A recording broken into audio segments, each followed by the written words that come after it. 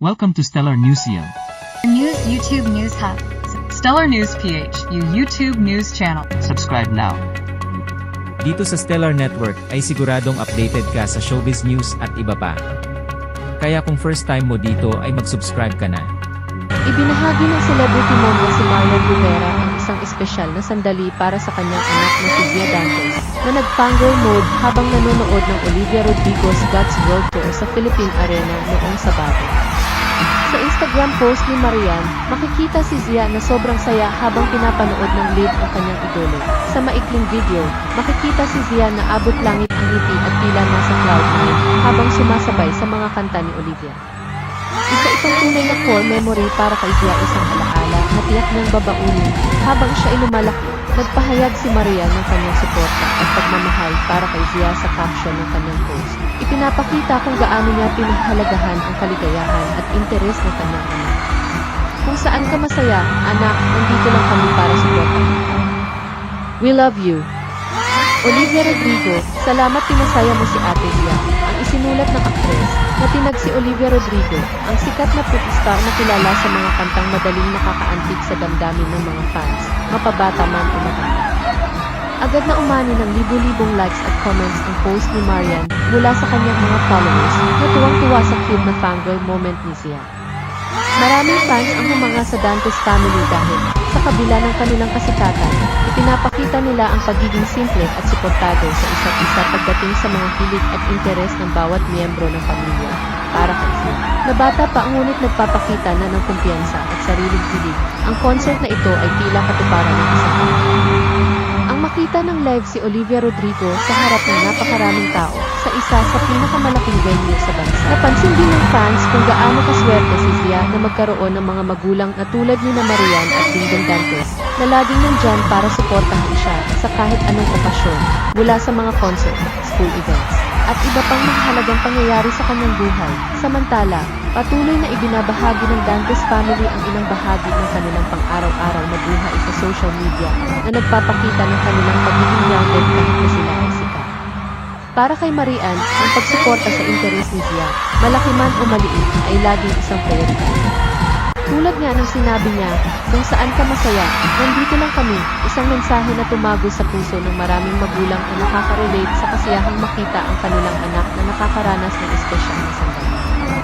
Ang fangirl moment ni Zia sa concert ni Olivia Rodrigo ay tiyak na isang alaala na mananatili sa kanyang puso, lalo na't isa ito sa mga pinakahihintayin niyang pangyayari.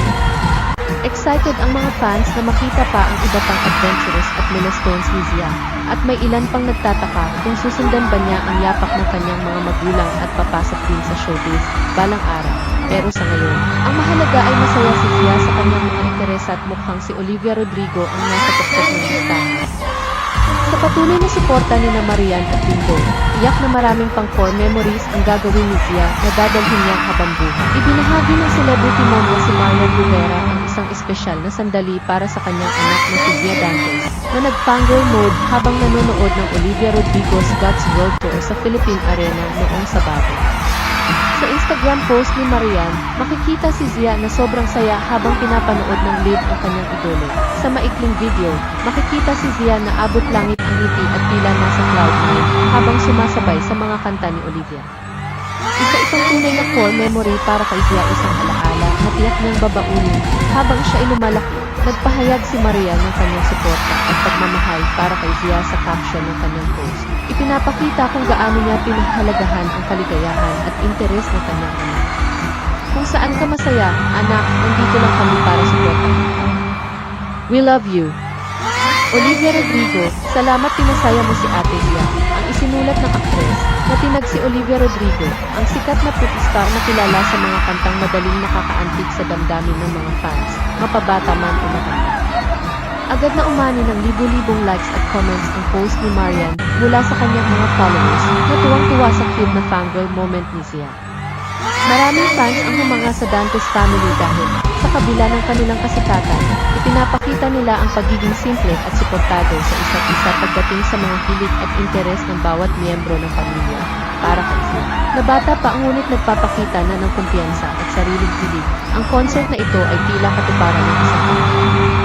Ang makita Nagpakita ng live si Olivia Rodrigo sa harap ng napakaraming tao sa isa sa pinakamalaking venue sa bansa. Napansin din ng fans kung gaano kaswerte si Zia na magkaroon ng mga magulang na tulad ni na Marian at Dingdong Dantes na laging nandyan para suportahan siya sa kahit anong okasyon mula sa mga concert, school events, at iba pang mahalagang pangyayari sa kanyang buhay. Samantala, patuloy na ibinabahagi ng Dantes family ang ilang bahagi ng kanilang pang-araw-araw na buhay sa social media na nagpapakita ng kanilang pagiging grounded kahit na sila ay sikat.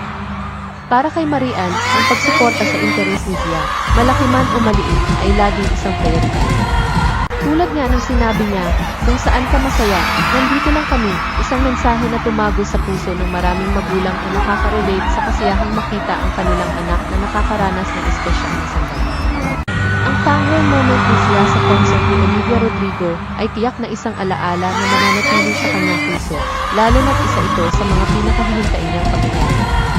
Excited ang mga fans na makita pa ang iba pang adventurous at milestones ni Zia, at may ilan pang nagtataka kung susundan ba niya ang yapak ng kanyang mga magulang at papasok din sa showbiz balang araw.